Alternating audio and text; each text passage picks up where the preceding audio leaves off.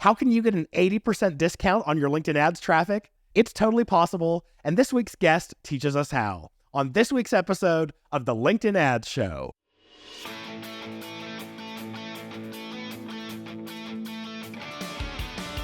Welcome to the LinkedIn Ads Show.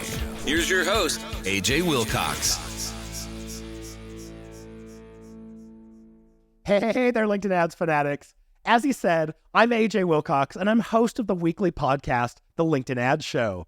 This is for advanced B2B marketers to engage in a transformational journey towards mastering LinkedIn ads and achieving true pro status. In the news this week, I've already shared this with the LinkedIn Ads fanatics community, so come join us if you haven't already, if you want to get the inside scoop.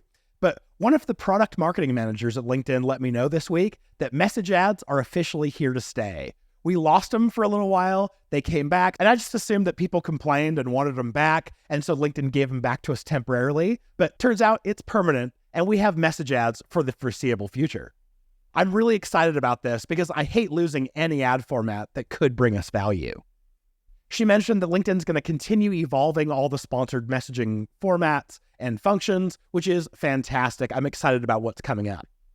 She also let me know that sponsored messaging has an updated frequency cap. So it used to be that each member on LinkedIn could receive one of these sponsored messaging ads every 30 days. Well, now it's every 21 days, which is better for us advertisers. And I really don't think it's going to change the user experience very much at all. If you receive one of these 7 days earlier than what you used to, I can't imagine anyone cares. So just like the PMM at LinkedIn got in touch with us to give me feedback and correct things that we talked about in the past, if you have a question, a review, or feedback for the show, message me on LinkedIn or email us at podcast@b2linked.com.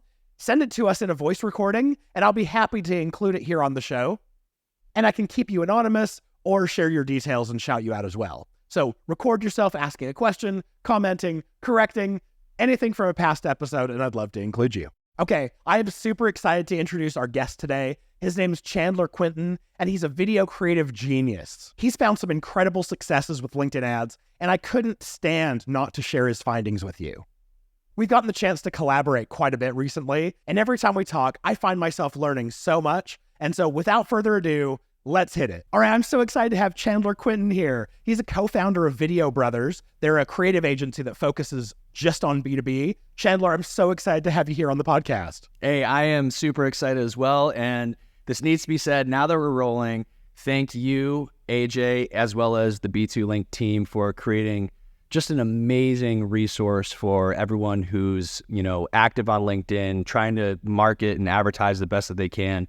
All of your knowledge and insight has done wonders in terms of our core understanding of LinkedIn and kind of getting our feet wet with trying ads and all those things. And if it wasn't for you, we would not actually be pushing LinkedIn as hard as we are now. I mean, there's gold in the hills on LinkedIn, and thanks to you for showing us that it can be found and success can be had, because LinkedIn is a challenging platform, and you've made it easy, fun, and exciting for us to all learn about it. So thank you on behalf of the entire B2B community, as well as myself personally, and I'm glad to be here. So let's get to it.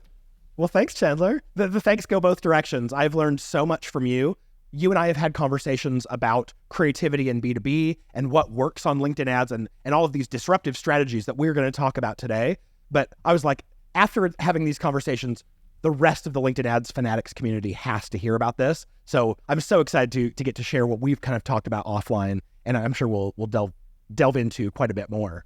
I'll also mention to everyone, you have done a heck of a lot with LinkedIn ads. Like, yeah, you're a video production agency, very, very creative, but you get very highly technical into LinkedIn. And so I think you've got a lot of awesome stuff to share with the fanatics. Oh, awesome. I'm excited to share. Cool. All right, so tell us about your background. I mean, obviously I gave your title, but tell us who you are personally, professionally, where you've come from, all that.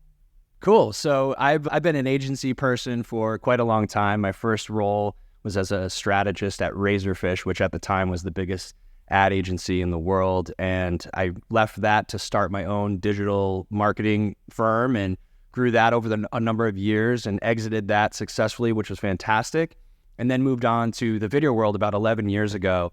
And over the course of our video career, our video business here, we've worked with all sorts of different brands, from not only B2B, but also B2C. We've worked with brands like the NFL, Bose, Google, and more importantly, Lego. We created their live action YouTube series, Rubriculous, which taught us how to scale production as well as how to use data to make something very, very watchable, shareable, and successful. So we're bringing 11 years of insight into B2B to help, change the tide of what B2B is kind of known for, which is unfortunately is a little boring, a little dry.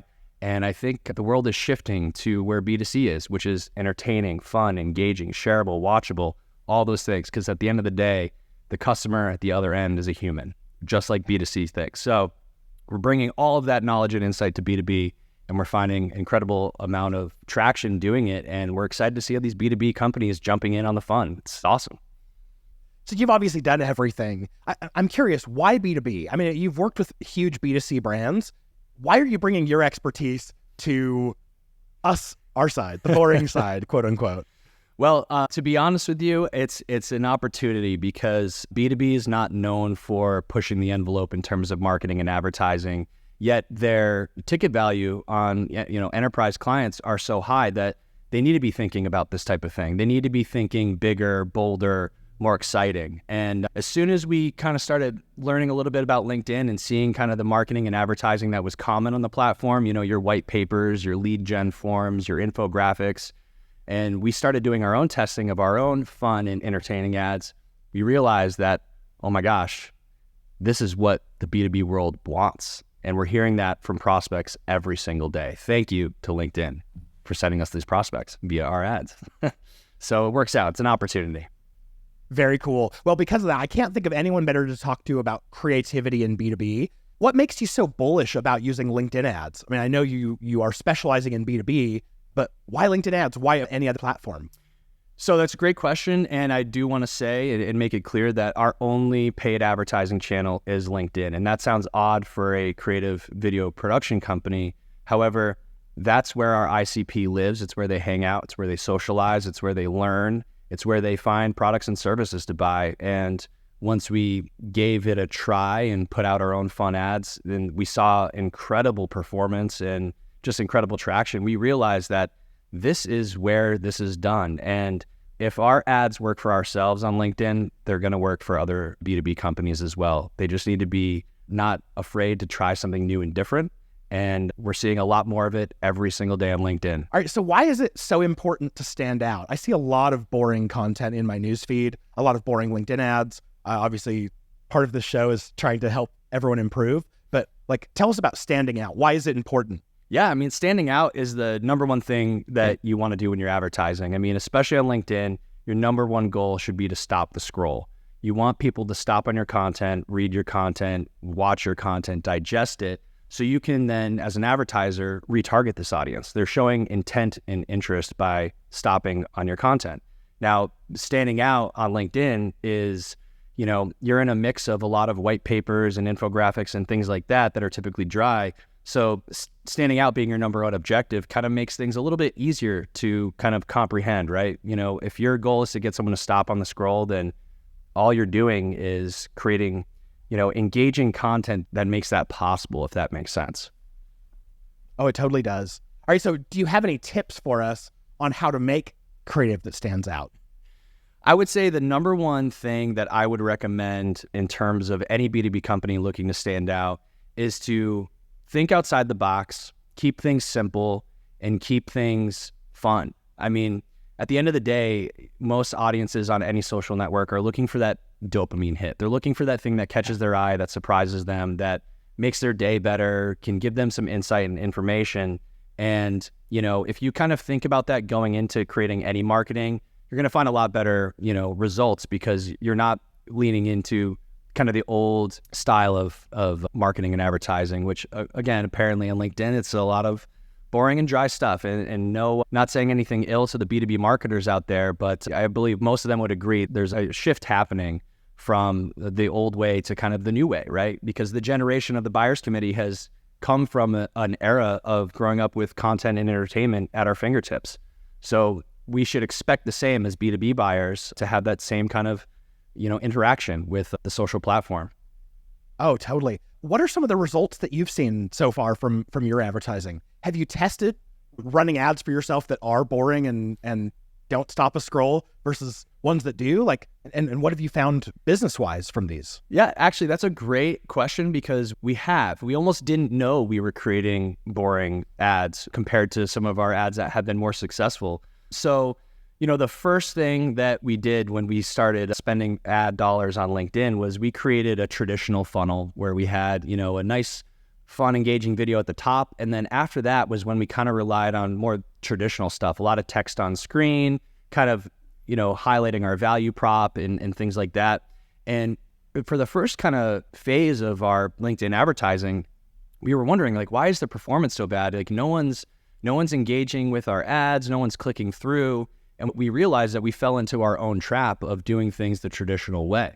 That goes from not only how the creative was delivered, but also how the funnel was set up. And that's something that we've been really trying to disrupt is how to rethink the funnel. I think there's a lot of complications out there, a lot of misinformation. And I think the cookie cutter approach it doesn't work for everybody. So you have to be bold enough to try something new. And we found a lot of success doing that. So, in terms of, results that I think your audience might respond to is, I think the benchmark on LinkedIn for a view rate is, probably around 20% on a good day for most B2B advertisers. When you make something fun and engaging, like what we do for our clients and ourselves, we're hitting 30, 40, 50%, and sometimes even higher than that, depending on how like kind of out there the advertising is. And if you're getting a view rate like that, your efficiency is just through the roof. We're capturing audiences for what I hope to be the cheapest we've ever seen. And, we want to bring those types of results to our clients. It's the only way B2B is going to move forward is by doing this sort of thing. And the efficiency is just incredible with engaging content. All right. So we've seen with what I would consider more boring, more standard video in B2B, we like to calculate video effectiveness based off of a cost per 50% view. In most of the time that we see, we're like, if you're targeting North America, you're probably going to be paying like $5 to $7. What do your numbers look like compared? Well, on our 25% view, we're usually between 25 cents and 35, 40 cents. And on the 50%, it's probably around 65 or 75 cents, rarely over $1, which I didn't know was decent performance until you told me it was. And that's kind of been the fun part of our relationship is us kind of trying something out that we learned on your show, putting into practice, and then going like, are these good results? And it's awesome hearing that they are because we don't have the context that you have. We don't have the benchmarks in mind that you have. So what might be good results to one team might not sound exciting to another. But for us, all of the data has shown us that we are onto the right mix and our clients are experiencing the same exact thing, which is fantastic. It shows that everyone's onto something here, which is really interesting. All right. So just to all the fanatics out there, I need you to understand this. If other brands are paying $5 to $7 in ad spend in order to get people to watch at least 50% of their ad creative, but Chandler's here telling us that he has creative, he's implemented creative that is getting less than $1, you need to be listening. I actually had this question teed up for later, but I want it up front right now. So everyone listening is going to be like, oh, these are the results I can expect. Okay, now I'm paying attention. So now that we have that in the bag, you have everyone's full attention. Tell us about your creative process. Like, what goes into making a video or any creative that is interesting? So aside from what we like to, call our proprietary creative process, that's all the internal brainstorming, creative ideation we do on our side whenever we work with any of our clients. We have some frameworks that we use to kind of help the client understand, what we're actually doing here. When we create a video for a B2B company, the first thing I want to say is we don't just create one video. That's not what this business is. That's not what we do. We create suites of video content. So if you're doing an advertising campaign, that's going to be handfuls of ads. It's going to be 30-second ads, 15-second ads, 6-second ads. It's going to be variations of those ads, different calls to action, all those things, right? But in order to get there, you need to start with, that core idea. What do you want the audience to take away from the ad that they will see? Now, a lot of companies, they'll kind of fall into the trap of trying to get every feature and benefit that their company could ever offer into an ad. And that's just not the way to go. You need that one why. So we kind of have this framework of one, right? So one why, one feature, one benefit, one call to action, one result you're going for. And if you can kind of rally around that idea and not be afraid to not tell your whole story, then you're going to find a lot more success because you're going to be able to have shorter content, which does a lot better, a lot more content that's resonating. Another thing we recommend is, this simple premise of making things surprising and interesting. At the end of the day, the person on the other end of an ad is a human being. So if you can make something surprising and interesting to them, they're more likely to stop and take a look at what you've put in front of them. Now, the balancing act is making it relevant and connected to the ICP. So if you can make something surprising and interesting, yet relevant and connected to the ICP, you kind of have the magic mix of the perfect ad, because the audience on the other side will say, oh my gosh, you made this for me. Like, this is for me. I'm a CIO, I'm a CTO, I'm a CMO. You're speaking my language, you get me. And that's kind of the thing we like to get across is, what's the content that you would like to see? What's the content that you stop at when you're on social media? And using all that insight and kind of really pushing the client creatively and going through our creative process and our brainstorming and our concept presentations, we get to a point where at the end of it, 99% of the time, the client is just, they can't even believe how simple they've created the message that we're about to bring forward in the upcoming ads that we're making for them. Oh, very cool. So you mentioned that you've tested a lot of different formats, a lot of different lengths. Have you found a magic combination that LinkedIn advertisers should be relying on? Yeah, that's interesting. And I think if you don't mind, we can also kind of tie this into objectives, because I know that's like a hot topic in the B2 Linked and podcast community here with your show. But we've tried everything. So let's start at the cold layer. So at the cold layer, we've tried everything from what we call billboard ads, which are, 5 or 6 second, really short form pieces, to even 2+ minute pieces. And the number one thing that is, I think, true probably across all advertisers, all products and services, is that shorter is better. Now, I think that there's kind of an overcorrection you can make there. I mentioned those 6-second billboard ads we run. Those are good for capturing audience, but I don't think that they capture the audience that you might be looking for, because they're so short. 25% of, 5 seconds is a tiny amount of time. So I would recommend on the cold layer sticking between 15 and 30 seconds. And you'll always spend more money on a longer piece of content to get your 50% viewers. So if you're between 15 and 30, you're in the sweet spot for the cold audiences. And now, one thing that we've been learning and kind of together in the past couple months is objectives are also important for this performance, especially on the cold layer. So I like to kind of think of LinkedIn as a Venn diagram of audiences. So you'll have one audience that will be served video view ads, and you'll have another audience that will be served click ads, and another audience that will be served engagement. And I think there's probably overlap in terms of how LinkedIn serves these ads. But if you're not running multiple objectives, you might be missing pockets of audiences. And we discovered that once our engagement campaign started to peter out. We turned on views and, oh my gosh, there's an audience here. So we started realizing that it's not, the length has something to do with it, but also a combination of objectives kind of working together, I think, are important as well. And as you move down the funnel and down your retargeting, you can show your audience longer videos. In fact, we've shown the same video again and again to our audience, which is probably rule number one in marketing to not do. You're going to have too much frequency, or they're going to see the same ad. It's going to get stale. But what we found was down the funnel, the audience will watch more and more of the video, even if it was a short one, which I think goes to show that it's one of those situations where you've scrolled by something and then you kind of move on. And then the next time you see it, you go, all right, I'm going to watch a little bit more of this. And we're seeing that exact thing happen, which is very interesting. What about horizontal, square versus vertical? Have you tested those different sizes? Do you have a feel for like, if you could only pick one size, what would you pick? If I were to pick one size, candidly, I'd probably pick vertical, because it does take up most of the screen real estate on mobile. However, most of the stuff we do produce is in the traditional 16:9. Now, there are really interesting ways to take a 16:9 and turn it into a 1:1 or a 9:16, which is the vertical aspect ratio. And that kind of works really well for just general production methodology. It's a lot easier to plan a production around a horizontal versus a vertical. Vertical can create a ton of challenges because you're limited to a very narrow screen space. But with the advent of AI and how we can kind of creatively frame productions, there are interesting ways to kind of take a 16:9 asset and then translate it to the 1:1 in the 9:16. Now, all that said, in terms of which one performs the best, I think that the rule of thumb should be to use a mix. And just as I mentioned with that Venn diagram, I think there are people that respond really well to a full kind of screen looking ad with a 9:16. And then you're going to have the people that are familiar with the square from Instagram. And then you're going to have the old school people that enjoy a nice 16:9 video like myself. So I think it's a mix, and we haven't really found one work better than the other. I'm sure there's a lot of theories on that. Maybe the comments will blow up of someone that says that 1:1 is the best, but we found that they're all good. They just probably get served to different audiences, and that's something to be considered. Definitely, especially since vertical only gets served to mobile.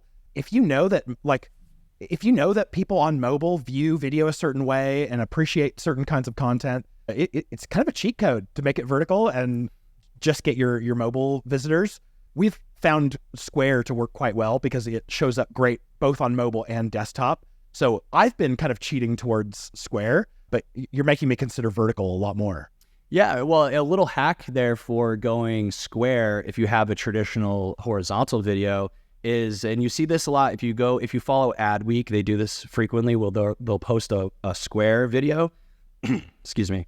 They'll post a Square video, and you'll notice that there'll be a black bar on the top and the bottom, and they'll actually put text in that box. It will say, Adweek is presenting this ad from XYZ or this company, and you actually have more real estate to add additional context to your content if you're trying to translate something horizontal into Square. So it's a really interesting place because there's a lot of flexibility. You don't need to create a Square video. You can create the horizontal one and then use that extra space for putting your website, putting a different call to action. LinkedIn doesn't let you customize the call to action button, but you can certainly add text in the top and bottom of a horizontal video if you're going for Square. It's a little nerdy, I'm sure, but there's fun things you can do. Absolutely. What have you found subtitle wise, or what do you actually put in that blank space? That's a great question. Subtitles are really important, often a forgotten detail. So just the key thing on subtitles, just to cover that, is we always recommend when you create any ad asset is have an alternate version with baked in subtitles that are branded. The subtitles that the platform provides you automatically, they don't look good. They could potentially get in the way of important visuals in your video. And if you're baking them in yourself and they're branded, A, they're going to look better, but B, you can actually get creative with them. In one of our videos, we actually had the subtitles do one of those Disney, dances with the little, pronunciation. It was for our Light a Fire video where I'm getting that prison tattoo in the basement with my co-founder, Brian, right? That's like kind of that one's gone viral a couple times. And we have that little Disney ad-tainment when we're talking about advertising and entertainment together. So do branded subtitles if you can. And then in those up and down, those spaces, that's a great place to put subtitles for sure, because it keeps your video nice and clean and you can read what's happening. Because I think it's generally understood that most viewers on the platform are likely on mute until they decide not to be. So you want to account for that. You want to make sure that they can see what your video is saying, if that makes sense.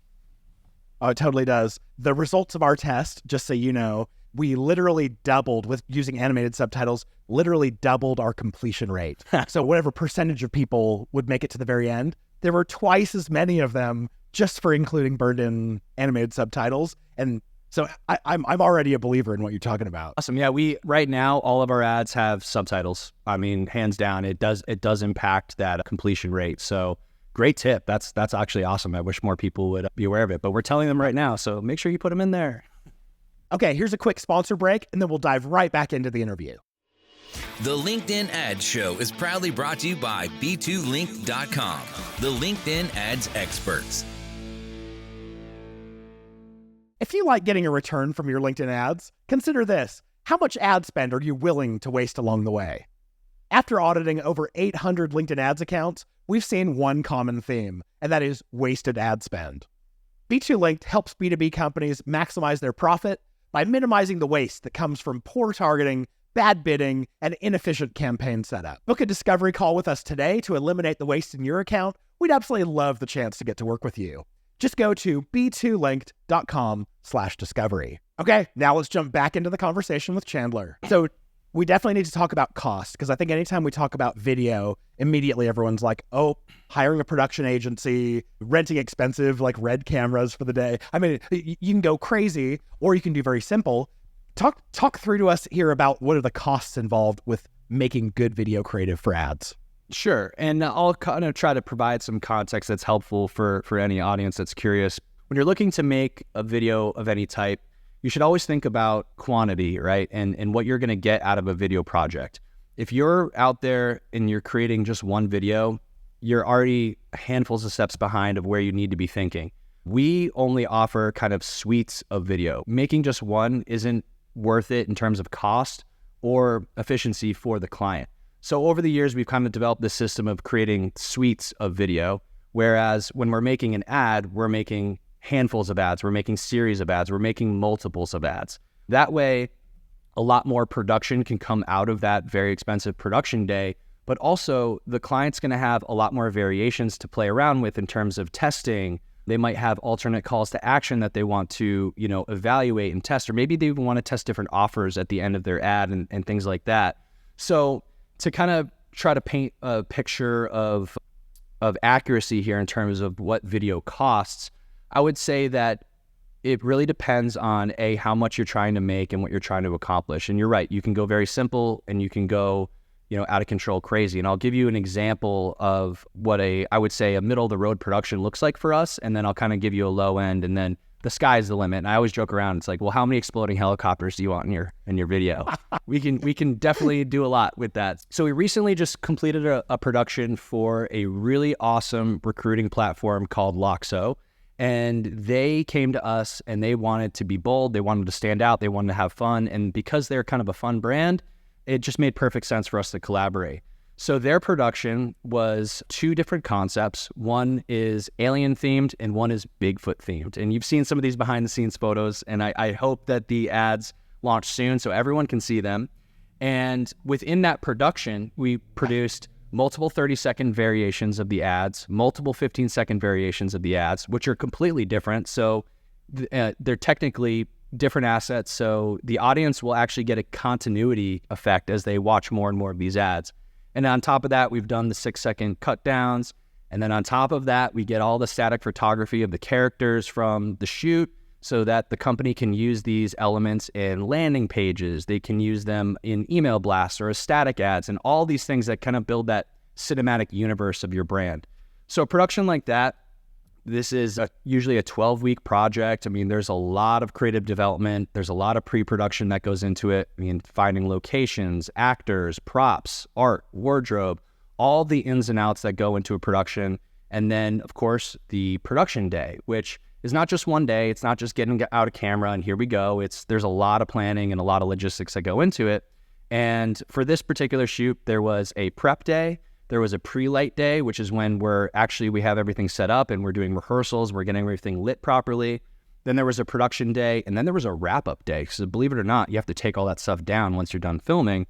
And then there's the post-production phase, which is a number of weeks. So all of that together, I know it sounds like a lot, and I'm not trying to melt anyone's brain here, but that type of production is around a $75,000 to $100,000 plus type of endeavor. Now, Loxo really wanted to go big, and we did go big. Not every company needs to be at that level.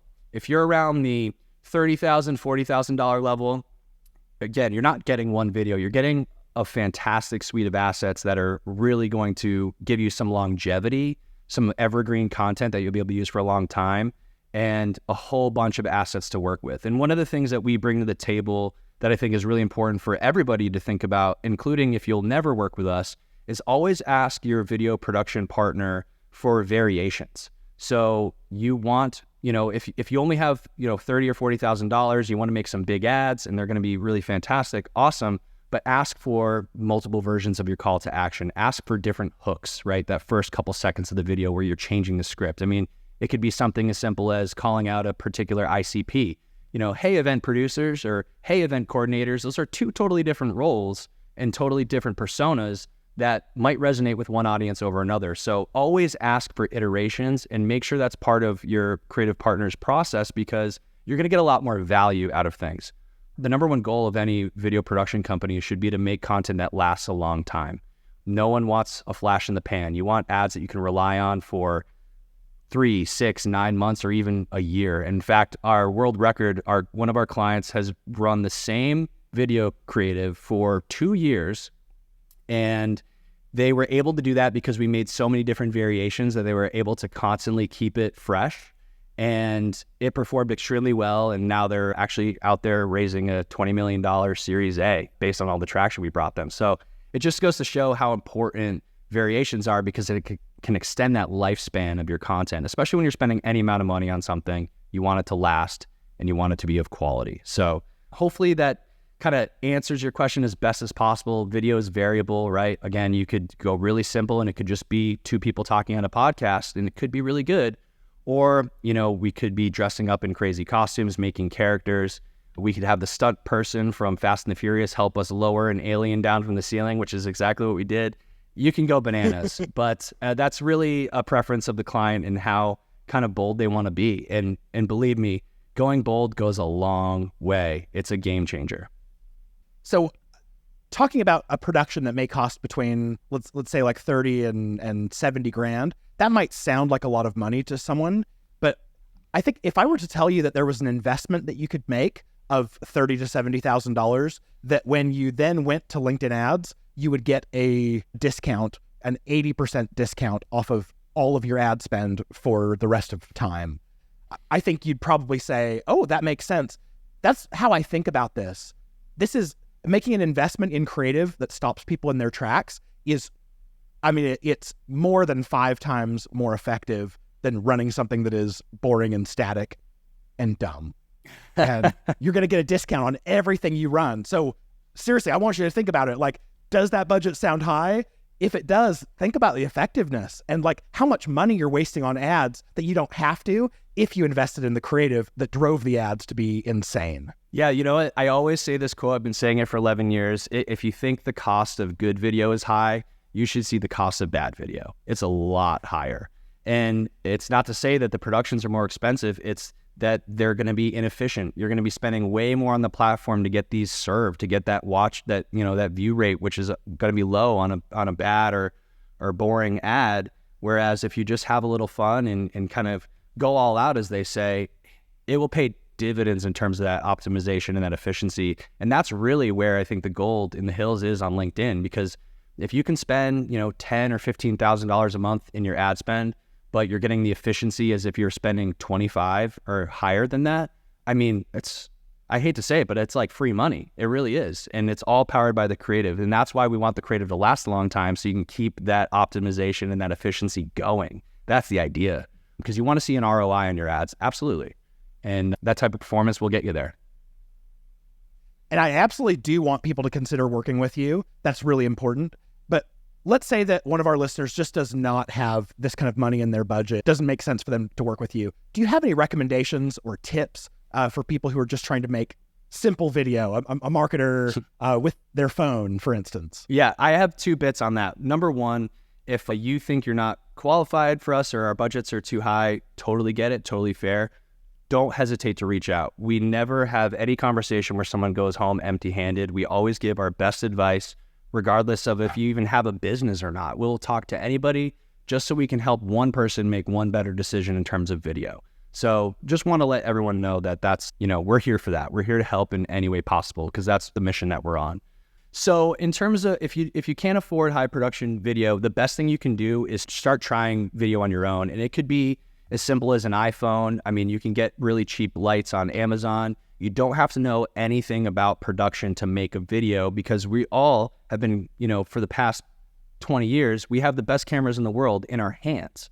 So rely on the equipment you have, for one. For two, the really important things that you want to make sure you're doing if you're making your own video and you don't have the budget is just make sure the audio quality is there.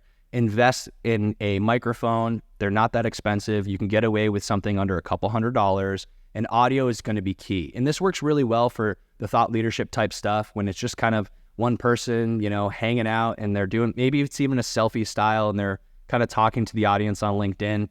Those do very well, by the way. But if the audio quality is there, you're going to give your audience a better chance at getting something out of your video because it needs to be crisp and clear, especially if you want them to understand your message. You can kind of go a couple layers deeper. You can invest in a little bit more lighting. You can't see behind me, but I have a few lights that I pull out when I do a video, when I send it to a prospect or a client for an update. You know, you can use lights, and YouTube is a great resource for finding these tips and tricks. I mean, everyone has to start from somewhere with their learning curve, and just a few simple searches on Google can really help you get going in terms of making awesome content with literally just your iPhone and maybe a microphone and a light or two. It's not that complicated. I think where people tend to be a little bit afraid is maybe in that post-production process, but these days there's so many editing platforms that are so easy to use that you could have zero experience and be putting together a video within minutes if you just are patient with yourself and you put in a little bit of time to kind of learn a little bit. So hopefully that's helpful, but I would say don't be afraid to try. I mean, the number one thing you can do is just try it and try again and try again and learn every time you do it. And you'll get better over time. And before you know it, you'll be awesome at it. I can't agree with that advice more. I have been so afraid of video for so long because it really is daunting. But once I actually got into like, okay, I'm going to hit the record button and I'm going to do it. The first time you shoot something, it takes a lot longer than the fifth time you do it. And you get really comfortable really fast. And I would say, I mean, everyone, for your personal brand, for your business, you need to be on camera. You need to be like paying attention to what you're doing in video because video really is the future. All right, so we've talked quite a bit, like you and I, about the funnel. You've mentioned that you feel like marketers make the funnel too complex. Can you tell us a little bit about that? Yeah, so I started noticing as I was kind of learning a little bit about how LinkedIn worked, and I was, as I was going to various distributor websites and Googling all sorts of things, I was starting to see content about the ad funnel and how it was structured. And I know everyone's probably going to have a chuckle when they hear this, but you'll see a diagram that looks like a spider web of all these different places you're going to send your audience based off of if they've been to this certain web page or if they're in the awareness part of your funnel or the consideration part of your funnel. And it gets so daunting that I think people tend to like almost look at it and go, wow, this is so complicated. That must be how it works. And to be honest with you, after our own frustration with failing, with creating the exact funnel frameworks that a lot of folks lay out, we just were like, okay, well, we have to try something different. What are we going to do? So we wanted to simplify the funnel. And the way we think about it is that no matter what, your audience is always in the awareness stage. No matter what, even if they're 5 minutes away from buying, they're still in that awareness stage. They're always getting to know you. They're always wanting to learn more about your brand. And they're always kind of, think of them like a sponge. They're there to absorb everything you put in front of them. So when we thought about the funnel that way, where everyone's in the awareness stage always, we decided to do a couple little experiments. We were serving the same ad over and over again to people on different retargeting layers, but this was showing us things like I mentioned earlier of people watching longer down the funnel, clicking more down the funnel, engaging more down the funnel. And that's totally counter to what everyone else tells you in terms of funnel setup. Now, it's not to say that a complicated funnel won't work, but another way to think about it is think about the variables, right? If you have so many different places and paths that a customer could go, you would need so much ad spend to get a significant data set that, once you stack up 5, 6, 7 paths, 8 paths, 9 paths, and some of these companies are doing hundreds of paths, you'll never know what's working the best. And your ultimate goal is to find the right setup that works the best. And then when that starts to fail or crumble, then it's time to try something new. And you got to start with the basics. You got to start simple. So I encourage everybody to kind of rethink their funnel. Again, at the end of the day, people are human and they're going to do their own digging. So don't be afraid to serve them the same thing again and again, because they will do a deeper dive the next time. And we're showing in the data that it works. I mean, it's a little scary to think counter to what everyone's been doing, but in the new wave of B2B, I mean, that's where it's going. It's going simple and it works. And you're right. You can get crazy with video. You could make it episodic where it's like, okay, anyone who watches this first video, we're going to retarget, the 100% completions. And then we're going to show them the second video in the series. And you could have 15, 20 campaigns, all with different objectives, different retargeting layers, and get it really, really complex. Or you could do like you're saying and really, really make it simple. And I feel like the simpler it is, the more effective it's actually going to be because we're actually going to execute. We won't leave something out. When you talk about people watching again and again, have you found an element of fatigue running the same content for a while? Or if you have, at what point, how long can you run creative and have it still perform well? We're actually running that experiment right now. The current ad suite that we're running, I believe we've been running it now for probably around 6 months, and we've found zero fatigue. In fact, we're finding people mentioning on our prospect calls, I saw your ad a couple times, and then one day I watched the whole thing and I was like, oh, okay, well, like the fatigue is, the customers are calling, so it seems to be working somewhere, but we're not seeing any evidence of fatigue. I think it's more so the fatigue is actually with the objectives. Like I mentioned, we'd be running a fantastic engagement campaign, and then all of a sudden one day it would just not serve. And we're like, well, what's this all about?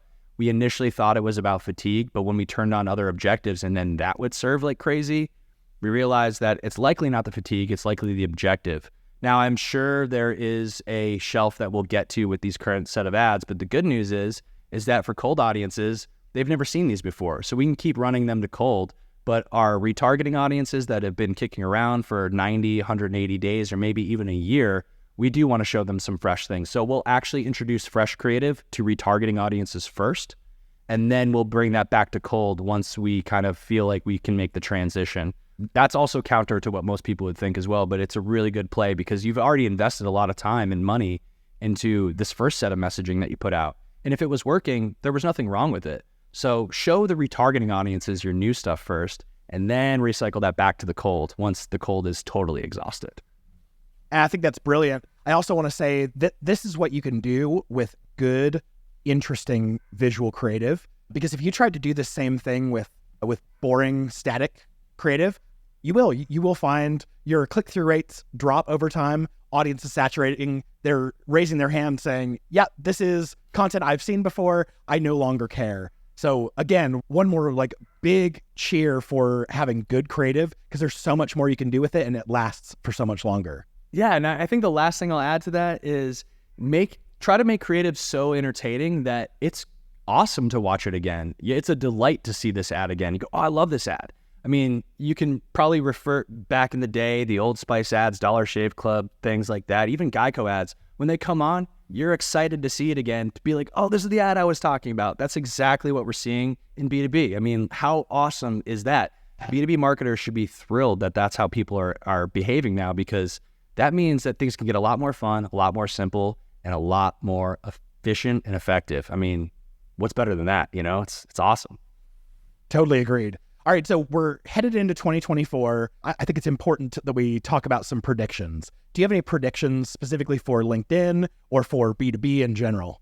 Yes, I do. And I'm glad you asked, because I think, and I mean, put my money where my mouth is. This is my livelihood. B2B is going to get a lot more fun, a lot more entertaining in the coming years, especially crossing into 2024 with a chaotic economic environment. There's definitely a lot of shakeups at some of these B2B companies. So we will be seeing new C-suites, new CMOs trying new and different things, especially as the generation that's in the workforce now getting a little bit, I don't want to say they're getting younger, but they're kind of from a younger generation, like I mentioned earlier. So I think we're going to see a lot more fun, a lot more entertainment, and a lot of B2B companies thinking like media companies and thinking like B2C companies. Content is here to stay. It's going to be king forever. And we need to lean into that. And I think that's kind of the last domino to fall, is the full embracing of this type of content for B2B. And, the more companies that we can work with and bring success to, and the more companies that are working with other fantastic creative agencies that find these same results with the same type of content, we're waiting for the tipping point. We're definitely early, but we're getting there. And every day when we book calls, thanks to all your advice and knowledge on the LinkedIn platform, we are seeing the indications that this is where everyone is going, and it's where everyone's thinking. I can't tell you how many times I get the message, I wish my boss would let us do something fun. I wish my boss would let us do this, but that day's coming. So we love hearing that. That's not a negative thing at all. That's actually one of the best things to hear, because we know people are thinking about it. It's on their radar, and that's important. Very, very cool. All right, so we all need something to look forward to. What are you most excited about professionally right now? Professionally, I'm very passionate about it. I'm super, I mean this. I'm fully genuine here. I love helping B2B marketers try new things and think differently. So I'm excited for that. Every day when we book a call or get an email or get a LinkedIn message, I'm thrilled because that gets me out of bed in the morning, and I'm here for this mission. I'm here for this change. I'm in for the long haul. So professionally, that's what gets me excited, is talking to more of you out there who want to learn how to do things differently. Yeah, that gets me excited. And what about personally? Do you have anything personally going on that you're really excited about? Personally, I mean, that's a loaded question. I'm getting married at the end of the year. I'm really excited for that. I'm taking a vacation finally it's been probably 20 years since I've took a proper vacation, so I'm excited for that. But you know me, this is my life. So what's exciting for me professionally is exciting for me personally. I love sharing the content we make. I love being on set with productions. I love meeting people, networking, and all that stuff.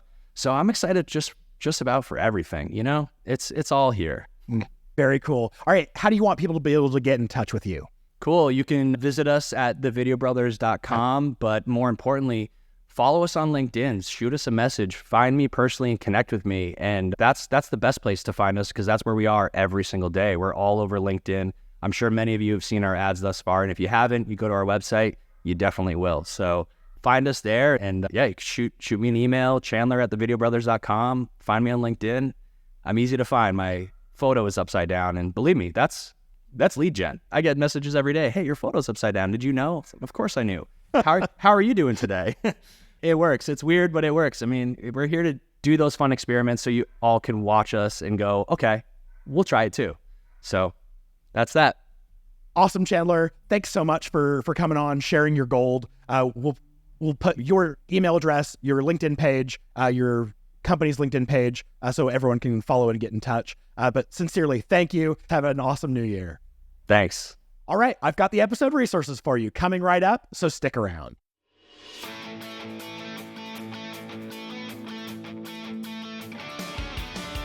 Thank you for listening to the LinkedIn Ad Show.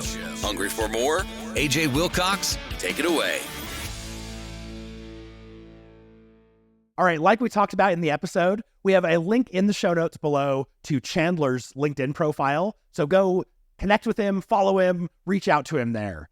He also was kind enough to give us his direct email address, so you can reach out to him at Chandler@thevideobrothers.com. I also linked to an article on Video Brothers blog where Chandler details out the test that he's running on LinkedIn, shows some of his ad creative specifically that we talked about here in the episode.